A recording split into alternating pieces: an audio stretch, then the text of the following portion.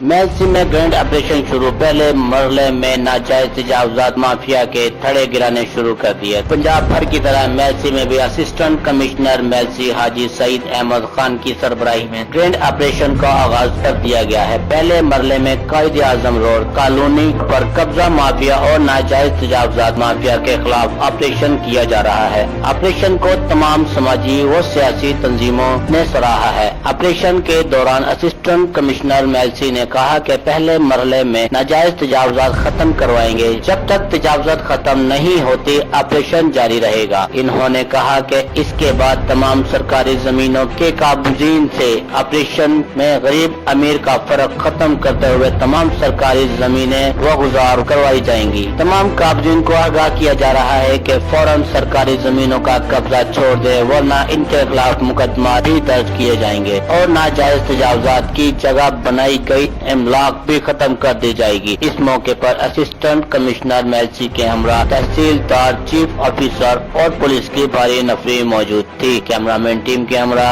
Sheikh Kamran Jain, Raj news, Mailsi.